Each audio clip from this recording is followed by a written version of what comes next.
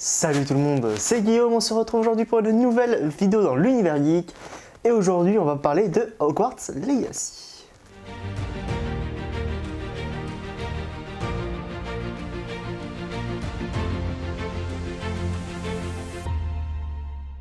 En effet, Hogwarts Legacy est sorti sur Nintendo Switch là il n'y a pas très longtemps. Et ça m'a donné l'idée de reparler un petit peu de ce jeu qui a beaucoup fait parler de lui à sa sortie, qui pour finalement a vite disparu et a refait un petit peu parler de lui récemment avec l'annonce des nominations pour les Game Awards où il a finalement 0 nomination, ce que je trouve en partie mérité. Je vais m'expliquer. On va un peu s'organiser donc comme une critique qu'on fait habituellement de films, où je vais vous parler un peu des points positifs que j'ai trouvés sur le jeu et aussi des points négatifs. Voilà, donc je vais expliquer un petit peu pourquoi. Selon moi, ce n'est pas non plus un scandale qu'il n'ait pas de nomination, en tout cas qu'il n'en ait pas beaucoup. Il n'en a pas du tout, mais il aurait pu en avoir quand même quelques-unes. Dans les points positifs, on va commencer tout de suite avec justement l'une des nominations pour lesquelles il aurait pu être clairement nommé, c'est la musique. Clairement, tout ce qui est sound design et soundtrack, on est vraiment plongé dans l'univers d'Harry Potter. Je trouve que c'est vraiment très très bien maîtrisé. Toutes les musiques nous rappellent vraiment notre enfance, tous les films Harry Potter, etc. Je trouve que ça a très très bien collé à l'univers. De plus, le sound design aussi est très très bon. Les différents sorts qu'on peut utiliser ont tous leur son approprié, Lumos, etc. Ont tous le son qui nous rappelle aussi ce qu'on a vu dans les films. Lumos, quand tu allumes la lumière, le petit bruit qui va avec. Franchement, c'est très immersif, je trouve ça impressionnant. Et je trouve qu'il aurait mérité d'être nommé dans ces catégories-là de sound design et de aussi musique, meilleur soundtrack, etc. Parce que j'ai trouvé que c'était vraiment, vraiment magnifique. C'était très, très bien maîtrisé. Ils ont mis le paquet là-dessus, Warner Bros. Et honnêtement, c'était tout simplement magnifique pour les oreilles. Et deuxième très gros point positif qui est quand même un peu lié au premier, c'est tout ce qui est design du monde, graphisme, etc. Comment est modélisé tout ce qui est Poudlard, la forêt interdite, Préolard. Je trouve que en fait, c'est le point fort du jeu, c'est tout ce qui est lié à l'immersion qu'on peut avoir dans le monde d'Harry Potter. Que ce soit donc visuellement ou en termes auditifs, je trouve que c'est réussi très réussi des deux côtés. J'ai parlé donc des sons et de la musique, mais visuellement déjà le jeu est très très beau, vraiment le jeu est magnifique. Je trouve ça un peu dommage qu'il n'y ait pas un changement de météo dynamique. Je trouve que ça aurait été vraiment bien, mais je trouve que c'est finalement pas si courant que ça dans les jeux, etc. Donc bon, voilà, mais ça aurait été vraiment bien. Mais par contre, le Poudlard est tout simplement un régal à explorer. Honnêtement, l'intérieur de Poudlard, magnifique. Il y a des passages secrets de partout. On sent vraiment qu'on est à Poudlard, qu'on est dans l'univers d'Harry Potter. Pareil quand on se balade autour avec notre balai ou d'autres hippogriffes. Vraiment, le jeu est là pour te montrer que tu es dans l'univers d'Harry Potter. Tu peux explorer tout l'univers d'Harry Potter, la forêt interdite, Préolard, tout ce qu'il y a autour, le château à fond. Tu peux vraiment discuter avec certains dans des missions secondaires, discuter avec certains personnages.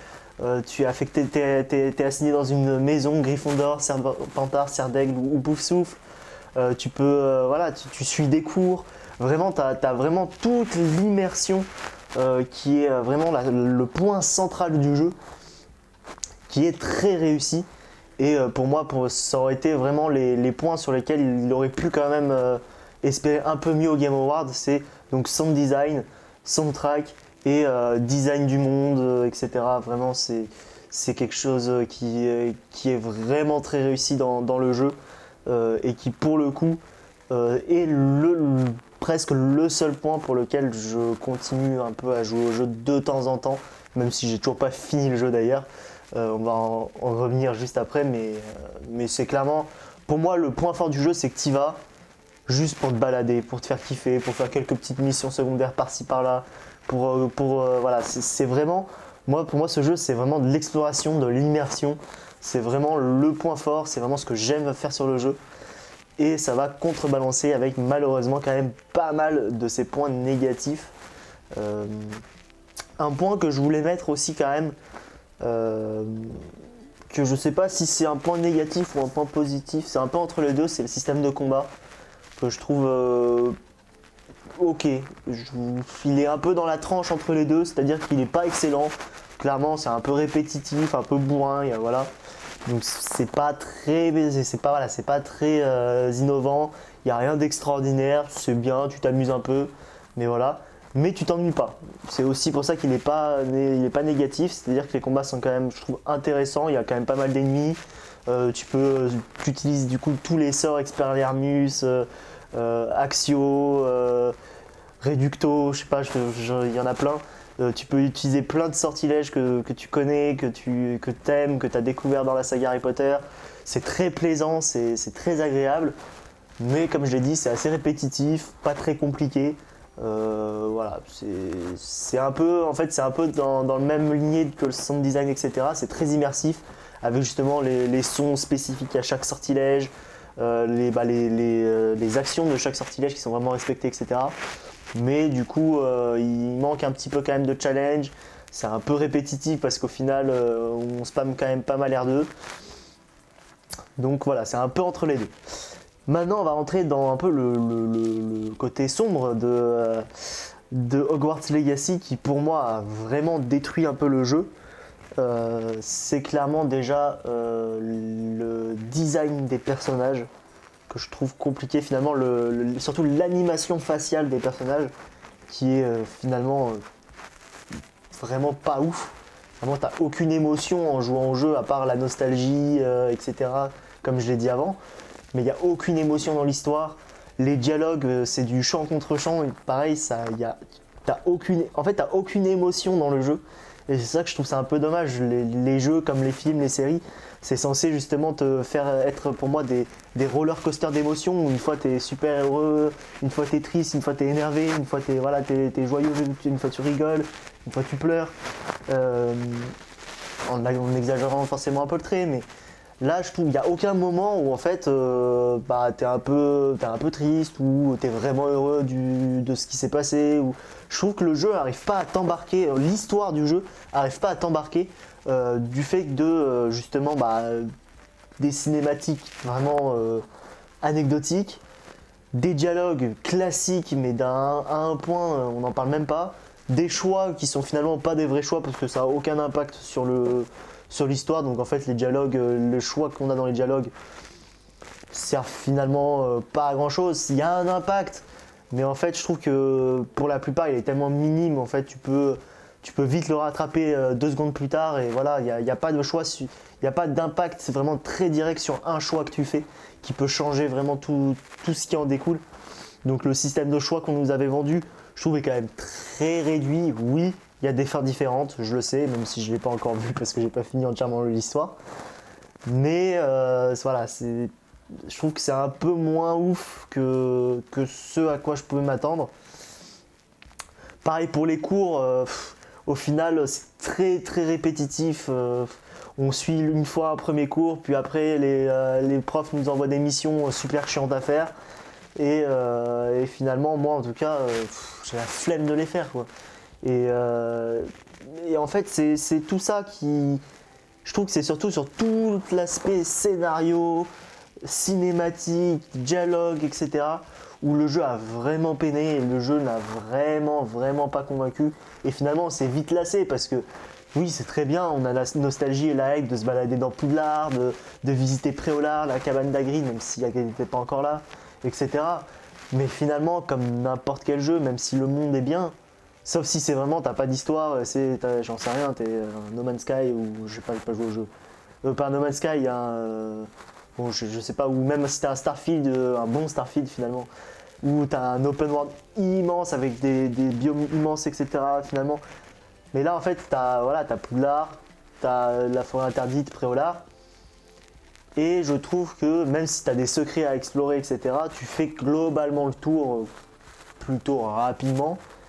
Et t'aimerais bien là, qu'il y ait une histoire qui accompagne ce monde qui est magnifique, ces sons qui sont magnifiques. Et finalement, bah, tu te heurtes vraiment aux limites qu'a le jeu. Et je trouve que ça, moi en tout cas, ça m'a vraiment un peu stoppé, un peu dégoûté du jeu. C'est vraiment que genre malgré toute l'immersion qu'ils peuvent me mettre, l'histoire m'a pas du tout accroché. J'ai pas du tout accroché à l'histoire, aux personnages, etc. Je me suis accroché et attaché à aucun des personnages. Donc du coup, j'ai trouvé ça un peu dommage. Et finalement, pareil, comme je disais, les missions sont très répétitives. Pour débloquer des sortilèges, c'est toujours la même chose. Tu dois faire des choses pour les professeurs ou pour des élèves. Et après, ils t'apprennent le sort et puis voilà. Finalement, si ce jeu se résumait à explorer le monde et à combattre, etc., il serait extraordinaire. Si le jeu, on le résumait à tout ce qui est sound design, musique, game design, graphisme et même les combats, à la limite, franchement, le jeu serait un banger. Mais là, le problème, c'est qu'un jeu solo, en plus, il n'y a pas de multi, il n'y a pas de coop au moins. Donc, il y aurait peut-être de la coop. Peut-être que ça aiderait un petit peu plus à ce que le jeu soit encore vraiment joué. Il n'y a pas le Quidditch non plus, qui fait partie quand même intégrante de l'univers d'Harry Potter. Bah, finalement, il est vraiment contrebalancé par tout le scénario, toute l'histoire, toutes les cinématiques, toutes les animations faciales, qui finalement pour un jeu solo c'est essentiel parce que un jeu solo c'est son histoire. Je généralise, mais globalement un jeu solo tu y joues beaucoup pour son histoire, pour ce qu'il va te raconter.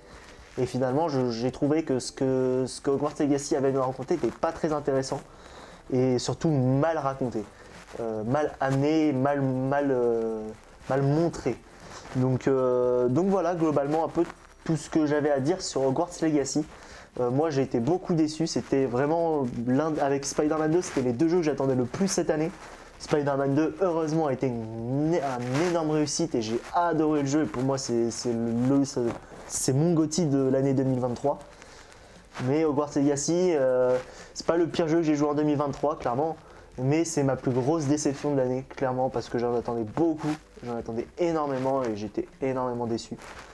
Je suis un grand fan d'Harry Potter et j'avoue que un peu déçu sur ce point-là. En tout cas, vous pouvez me dire, vous, en commentaire, ce que vous avez pensé de Hogwarts Legacy. Vous pouvez aussi vous abonner, mettre un pouce bleu, ça serait un énorme soutien si cette vidéo vous aura plu. Vous pouvez me suivre sur Twitter aussi, le lien est dans la description pour rien manquer de l'actualité, jeux vidéo, cinéma, séries et animés. Et nous, on se retrouve au courant de la semaine s'il y a des trailers ou des choses comme ça, s'il y a des petites vidéos que j'ai envie de sortir.